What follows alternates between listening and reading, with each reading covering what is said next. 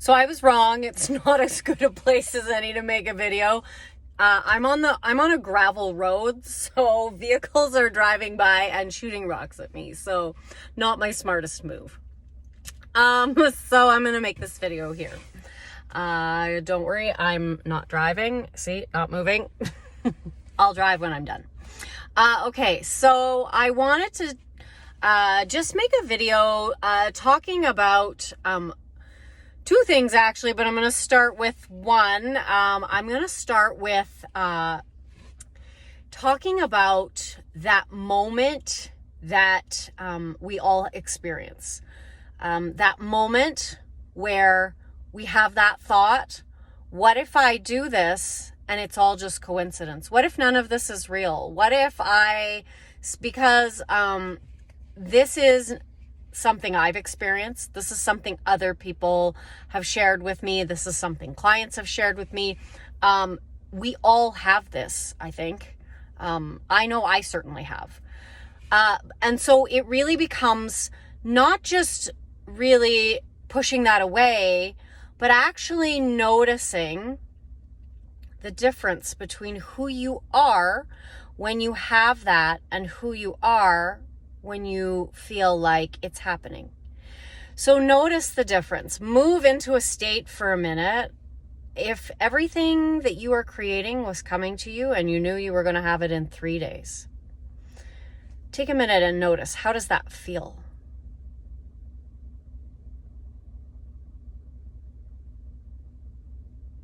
And now notice what it feels like when you think this might just all be coincidence, that none of this is really real, that I'm going to do this and nothing is ever going to happen. Notice the difference. How those are two different versions of you, and they both feel different. One of those versions creates, and one of those versions is conditioned. One of those versions lives in the three-dimensional reality that they have been conditioned into. And so when you are having those moments, notice that it's not just your thoughts. You have literally shifted into a state. You have literally shifted into a version of yourself that doesn't create. And so the goal is not to worry about what the thoughts are, but to notice the difference in those two states of being, and then practice shifting from one to another. Because that is, in essence, where the power is to be able to move into that calm space that aligns to that feeling of it's all happening. Because the duration of time that you create has nothing to do. So if I started 2 years ago, but I've never stayed consistently aligned with that version of me that creates, then I didn't start creating 2 years ago. It's from the moment you start consistently being that version, not just being it sometimes, or not just being it, until it gets hard, but literally consistently being it. And that is the time that your manifestation starts. Because if you're not manifesting, then it doesn't matter how long you've wanted it. It matters how long you have started being that version of you that creates, that version of you that is always course correcting yourself to align with it's already happening. It's happening right now. And like I have said in a recent live, not shifting from intention back into hope, because a lot of times we think that we are in intention, but we've actually shifted into hope because the circumstances show us that we might not get it. And so then we shift into that version of us that is like, oh, we might not get it. But that's not actually what's happening. Not even a little. It's just that we are so focused on it that we have shifted our attention and focus onto it might not happen. And so then we become that person, because your entire physiology follows follows you. So when you're angry, your entire physiology changes. When you're happy, your entire physiology changes. When you feel confident, when you feel insecure, your entire body moves with that. And so the goal then really should be never to look at the external circumstances to worry about it, because it's always happening anyway, and their external circumstances just knock you into being that other person who's worried that it might not happen. It can knock you out of your assumption. And so as long as you stay in that state that it's happening, and course correct yourself when you bump out, because we all bump out. I mean, I do. I definitely have let my external circumstances affect me to a great degree. And then I had this feeling like, oh my gosh, what if this never happens?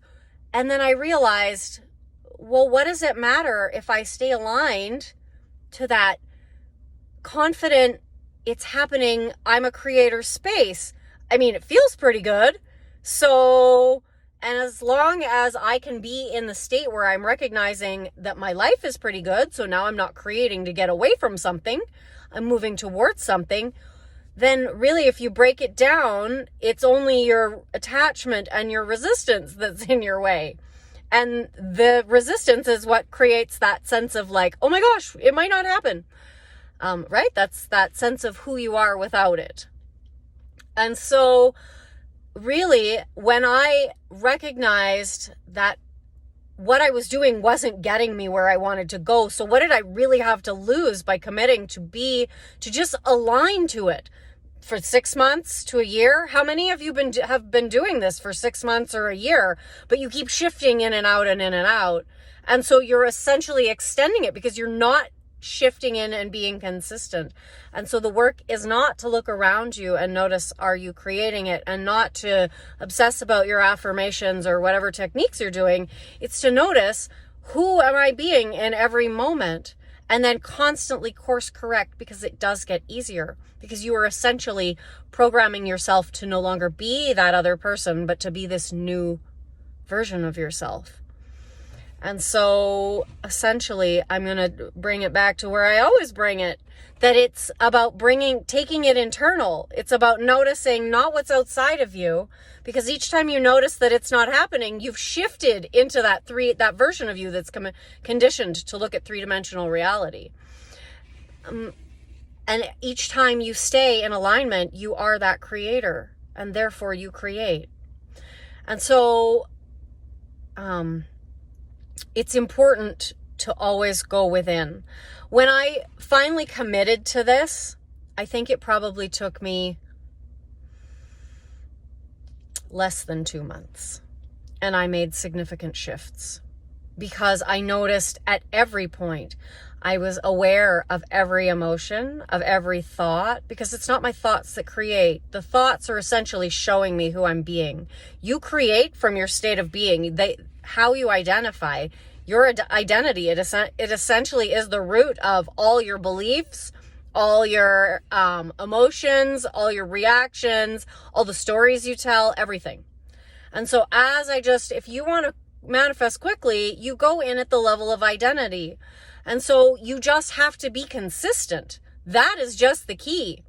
And I know that when I did this before, it took me even less time, because I really had bought into this, and I really didn't ever let myself experience anything except, this is happening, it's mine. And then I redirected my stories all the time towards why it was happening for me, and why this bad thing that was happening was going to take me there. And so that is where your power is, in who you are being. So when you have that feeling, that thought that we all have, oh my gosh, am I going to do this and it's never going to happen? I want you to ask yourself, who are you being? Because essentially, are you being a creator in that moment? Are you being a creator? So are you actually manifesting in that moment? So when you worry about the time and it's been this long, then I want you to ask yourself, and I want you to be really, really honest.